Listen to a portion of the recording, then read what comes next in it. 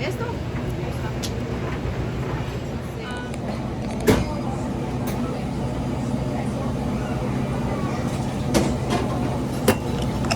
Sorry, this.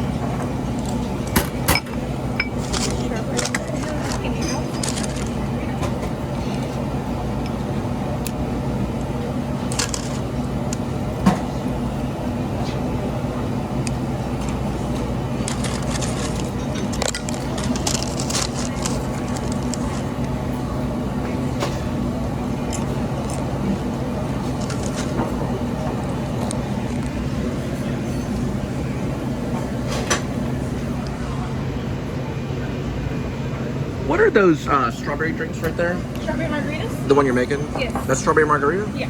Okay. What do y'all put in it? Just it's just our frozen house with sour. It's frozen house? Just like frozen house mixed with Sauza tequila.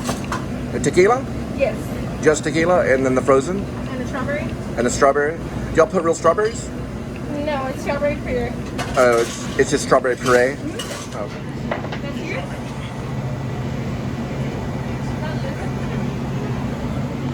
What's this drink right here? Skinny margarita? Oh, it's a skinny margarita? Yes. Why is it skinny? Skinny. Because it has organic tequila and then agave in it. Oh, organic tequila and what is it called? And give me 1 second, I'm sorry. Agave? Agave? Mm-hmm. Okay. Skinny margarita. It's a machine. See it? They put it through a machine. I'm gonna look at something. There's their Blanco. Vino. I'm looking for the reds. I forgot to put it in a mojito. I would say maybe that's a rose. That's gonna be sweet. Cabernet Sauvignon's right there. Chardonnay. I'm gonna see if they. There it is right there. Sauvignon Blanc. Okay, here's something right here that I don't know. It's called a Prosecco. I'm gonna look it up. On Blanc, it's called Whitehaven. This is something I'm gonna look up on. But the other thing, I didn't find any information on it right now. The Wi-Fi is horrible upstairs. But I'll look and see if I can find it. I don't see it on here now. It disappeared.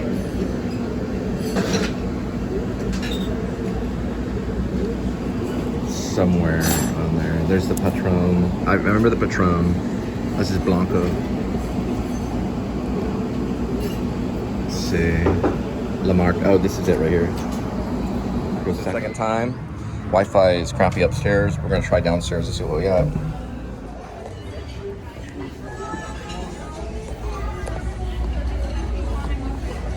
Is it like a Hispanic champagne? No. Prosecco is champagne? Yes, it's not. It's like a bubbly wine. What's a Lamarca? Prosecco. Prosecco? Okay, so it's like a champagne.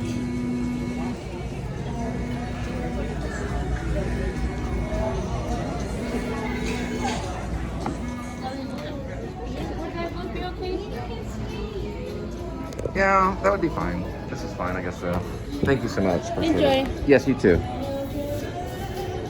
So they put me way, way back in this big booth, like The Godfather or something. So it's like, what in the world? It's like a throne. I gotta get it.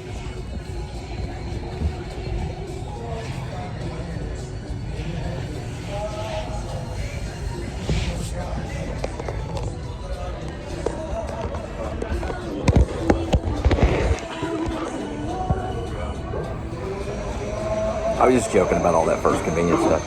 Just to be kind of like, You know, like crime thriller. Oh, they know. FBI's known forever. It's no secret. Oh, thank you. Do you guys, y'all only have Diet Coke? You don't have Coke Zero? No, no, I don't think so. Can I just get a tea? Diet Coke. Can I get an unsweet tea? And then I'll bring some sugar? All right, appreciate it. Now, this looks good too.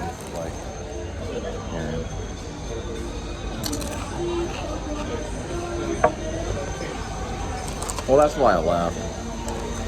Mostly because of the Ozarks and Jason Bateman. There's definitely crime going through a bank. That's not hard to figure out. It's like, oh, banks, no crime.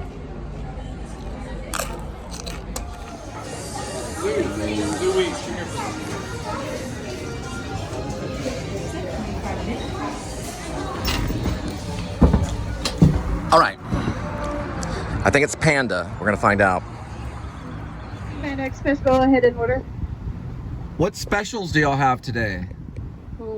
We just have our promotional item, the sizzling shrimp. Oh, that sounds great. I went to Florence Elementary School in Keller, Texas. I started off going to a Baptist school in 1st and 2nd grade. That was called Glenview Baptist in Halton. But later, my dad would take me out of the Baptist school and put me in Florence Elementary in 3rd grade. Then I stayed in Florence Elementary in 3rd, 4th, 5th. Then we moved to middle school, Bear Creek, 6th and 7th. Well, no, I'm sorry, 5th and 6th. Was that really 5th and 6th? Yes, 5th and 6th was Bear Creek. They changed it in Florence. So it used to be 5th, and then they switched it over to Bear Creek, 5th and 6th. And then 7th was the Keller Junior High. And then 8th going into 9th. And you would start high school at 10th grade, and then 11th and 12th. But regardless, that's all the schematics or the demographics or whatever you want to call it, the order of the levels of age and all that stuff. I don't know what you call it. It's grade levels is what I'm talking about, but that's not what I'm talking about. So my sister and I went to Florence Elementary in Keller, Texas, and I believe this was probably, it wouldn't have been kindergarten, it would have been either 3rd or 4th grade. So 3rd grade I was 9, 4th grade I was 10. So it was about 10. 3rd or 4th, I don't remember exactly when. But you know, I got a lot of stories about Florence Elementary, even a Thalamide story. If you're reading Cormac McCarthy, The Passenger, I have a story about a Thalamide student that went to Florence Elementary. She had flippers as hands, and she walked down the halls on the balls of her feet. She suffered from Thalamide.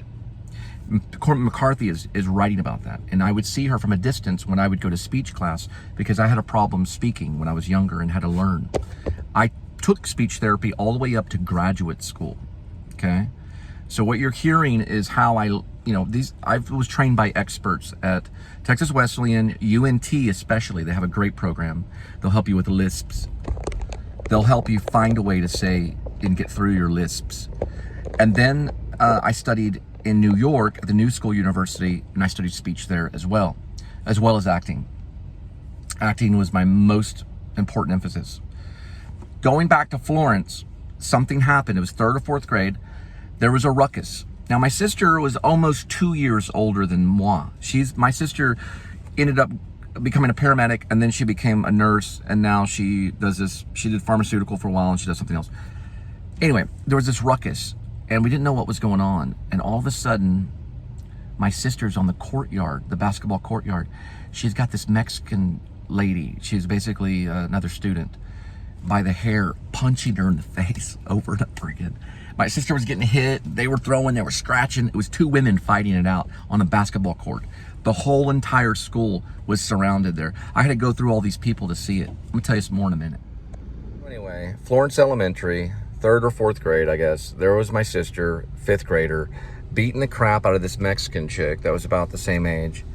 Supposedly, something happened, and I think that same girl was accused of stealing a ring from one of my dads. I don't know if it was the same girl that my sister fought, but they got in a big fight. And it was a scratch. I mean, they were pulling each other's hair, they were punching, scratching, and it went on for a while. I don't remember exactly who won. My sister, her won. Okay, I don't know exactly who won, or trying to use English.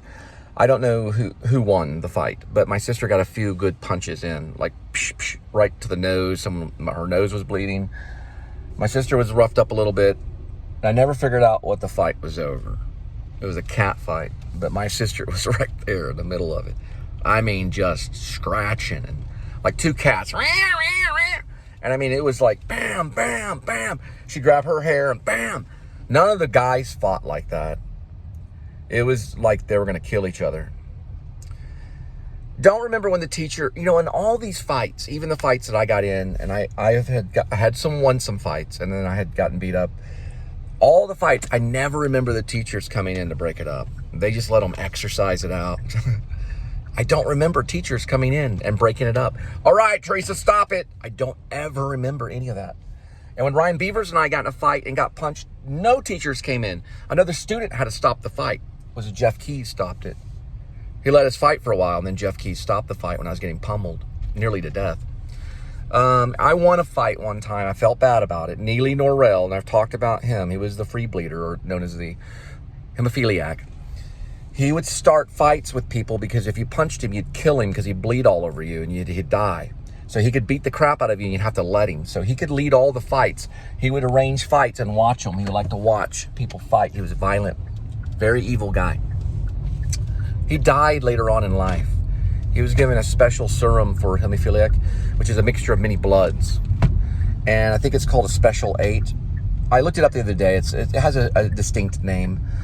And it would clog the blood on a hemophiliac, but it was from various different blood donors. And it's different forms of blood. So it's type O, type negative, type, all the different bloods. Anyway, he nearly died of AIDS. I don't believe in it, but he died of that. That's what was classified of. And he had been in some bar fights and stuff. He was also one of their wide receivers going into freshman year, junior varsity. I was junior varsity safety, so I played some safety. My dad did not let me step up to varsity. I would have gone to varsity, probably as a safety or special teams. He didn't want me to. I was too light. I was 145 pounds in high school. I was really skinny. I was slightly exposed sternum. Neely had some problems with kidneys, I guess because of the blood transfusions and stuff. He could get hit in the kidney and die. He only had one good kidney. So he would watch from the sidelines, but they let him play too, not without an ambulance. So there was always an ambulance on site, because if he if he fell and skid his knees, that was it. I got to get going. But he died later on. But anyway, I'm talking about school fights. We are headed to, you guessed it, Weatherford. It's 2.7 with your Panda Express. 4 minutes. Arrival time ETA. I hope I didn't miss this. Arrival time ETA is 5:47 arrival. I'm trying to figure out where to go up here. Okay, so I was like, nope, I can't go here or I'll spin around the wrong way. Now we're going to Weatherford, I say. I was just talking about fights. There was a lot of fights in Keller, but it was like, the coaches did do something though. Okay? The football coaches, they got together and they were like a team of coaches. There was like maybe 7 coaches or something crazy. Wide receiver coach, special teams coach, defense coach, offense coach, the guy that taught you how to hurdle, the track guy. You'd bring him in, a little heavy set guy that had you run track. All these coaches. So the rule of thumb was this: if you got caught fighting, you could finish the fight in front of the coaches wearing boxing gloves, and they would take you into the locker room. And it would be a small private crowd, so the 2 kids could fight it out and find out who won, and they would have them in boxing gloves, and then they would let them box. So they turned it into a sport. Said, okay, you want to fight? Here are the gloves. I never had to do it. When Ryan Beavers broke his hand on my face, okay, because he did. He had to go to the hospital that day. He hit me too many times and broke his wrist. That's why you never strike someone like this. You hit him with your elbows. That's jiu-jitsu. He hit me too many times like that and broke his wrist. Now,